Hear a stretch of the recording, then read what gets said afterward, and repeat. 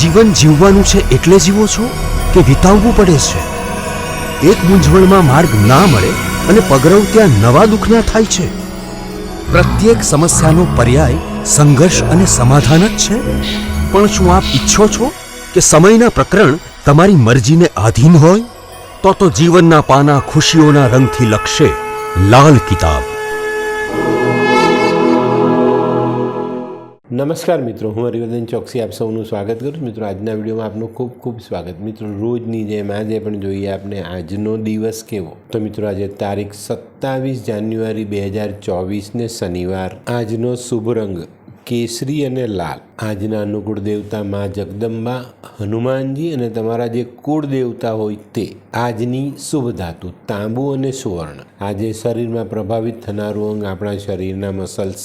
આજનો શુભ પદાર્થ ગોળ, કેસર અને લીલા મગ અને કાળા અડદ. આટલી વસ્તુ આજે શુભ સાબિત થાય. આજનું શુભ અન્ન મસૂર અને ઘઉં. આજનું શુભ દ્રવ્ય અળસીનું તેલ. આજે ખૂબ સારું પરિણામ આપે. ભાગ્યવર્ધક પુષ્પ લાલ કરેણ. આજની ભાગ્યવર્ધક સુગંધ ગુલાબ અને મોગરો. તો મિત્રો, હવે જોઈએ આપણે ગ્રહો આપણા માટે શું લાવ્યા છે. સૂર્ય આજે 6થા સ્થાનમાં ગોચર કરતા દેખાય. તો મિત્રો, આજે તમારે તમારા ગુસ્સા પર કંટ્રોલ રાખવાનો છે. કોઈ પણ માણસ સાથે વાદ વિવાદમાં ગુસ્સે નથી થવાનું.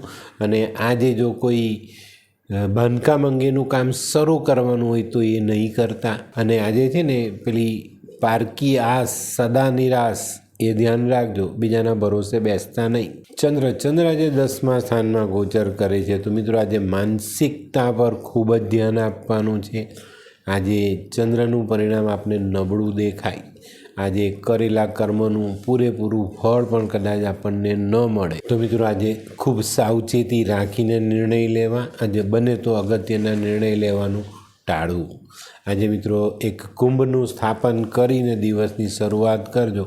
ખૂબ સારા પરિણામ મળે. મંગળ આજે 1લા સ્થાનમાં. શુક્ર અને બુધ સાથે ગોચર કરતા દેખાય છે. તો મિત્રો, આજે વાણી પર કંટ્રોલ આપણે જરૂરથી રાખવો જોઈએ.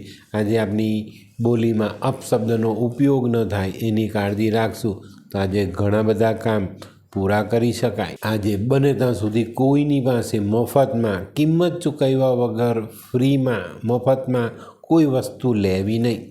બુધ આજે 1લા સ્થાનમાં ગોચર કરે છે. તો મિત્રો, શક્ય છે આજે આપણે ત્યાં કોઈ મહેમાન આવે.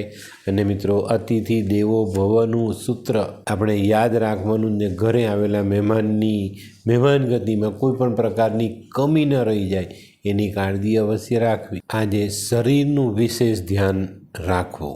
ગુરુ આજે 8મા સ્થાનમાં ગોચર કરે છે. તો મિત્રો, આજે લોહીનો વિકાર થઈ શકે છે. લોહીને લગતી તકલીફો આપણને પરેશાન કરી શકે છે. આવનારા સમયમાં કઈ ઘટના ઘટવાની છે એ અંગેની કંઈક આપણે ઈચ્છાઓ થઈ શકે છે, એવું ધ્યાનમાં આવી શકે. આની પર ધ્યાન રાખજો. આજે 8મે ગુરુ છે ને 8મે ગુરુ આવનારા સમયનું ભાન ચોક્કસ રીતે કરાવે છે. મિત્રો, આજે ચણાની દાળ દાન કરજો અથવા હળદરનો એક ગાંઠિયો સાથે રાખીને દિવસની શરૂઆત કરજો. ખૂબ સારા પરિણામ પ્રાપ્ત થાય.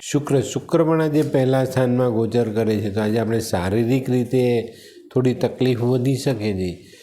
શુક્ર જ્યારે 1લા સ્થાનમાં આવે ને ત્યારે માનવી લાગણીશીલ થઈ શકે છે અને શારીરિક રીતે પરેશાન થઈ શકે છે. તો આજે ચોક્કસ રીતે ધ્યાન આપજો. અને મિત્રો, આજે પોતાના ચાલચલન પર ખૂબ સાવધાની રાખવી. આજે જો કોઈ ખોટું કામ થાય ને તો આપણા સન્માનમાં કમી આવે. શનિ આજે 2જા સ્થાનમાં ગોચર કરે. તો મિત્રો, આજે છે ને તમે સામાજિક અને આર્થિક બંને બાબતોની જે સમસ્યાઓ છે ને એનું સમાધાન શોધી શકશો અને ખૂબ સારા પરિણામ લાવી શકશો. આજે ચામડું, લોખંડ અને મશીન, આ 3ને લગતા જે લોકો ધંધો કરે છે એ લોકોને ફાયદામંદ રહે. રાહુ આજે 3જા સ્થાનમાં ગોચર કરે છે. તો મિત્રો, આજે આપણા શરીરમાં લોહીને લગતા જો પહેલેથી પ્રોબ્લેમ હોય તો એ વધી શકે. એની પર કાળજી રાખજો. સમયસર દવા લેજો. આજે બહેન, દીકરી, ફોઈ, માસી, સાડી આવા પાત્ર પાસેથી પૈસા લાવવાની અને વાપરવા નહીં. આજે 9 વર્ષથી નાની કન્યાઓની સેવા કરજો અને એમને કંઈક મીઠી વસ્તુ ખવડાવજો. ચોક્કસ ફાયદો થશે. કેતુ આજે 11મા સ્થાનમાં ગોચર કરે છે. મિત્રો, 11મા સ્થાનનો કેતુ આપણને ધાર્મિક ભાવનામાં વધારો કરી આપે. તો આજે આપણે ભગવાનની આસ્થામાં વધારો કરીએ, ચોક્કસપણે એમાં આપણે સકારાત્મક વિચારો સાથે ધાર્મિક ભાવનાઓ આપણે વધારીએ ને તો ચોક્કસ ફાયદો થાય છે. ઘણા લોકો ધાર્મિક ભાવનાઓ વધારે જ પણ નકારાત્મક વિચારોથી, ધર્મ પાસેથી કંઈક મેળવવા માટે જ્યારે તમે આશા રાખશો ને તો નુકસાન સિવાય બીજું નહીં મળે. સકારાત્મક મનથી ધર્મ પાસે માંગશો ને તો સંસ્કાર મળશે, સારી આદતો, સારા કર્મ કરવાના વિચાર તમને અવશ્ય મળે. અને મિત્રો આજે છે ને કેતુ તમને ભૂતકાળમાં પણ લઈ જાય, તો ભૂતકાળની ખરાબ વાતોને યાદ કરીને સમયની બરબાદી નહીં કરતા. તો મિત્રો આ તો તમારા માટે આજનો દિવસ કેવો એનું સંપૂર્ણ વર્ણન. મિત્રો આજનું વર્ણન ગમ્યું તો લાઈક કરો, શેર કરો.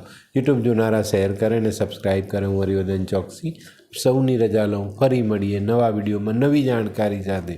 તો ચાલો બદલીએ જિંદગી. નમસ્તે મિત્રો.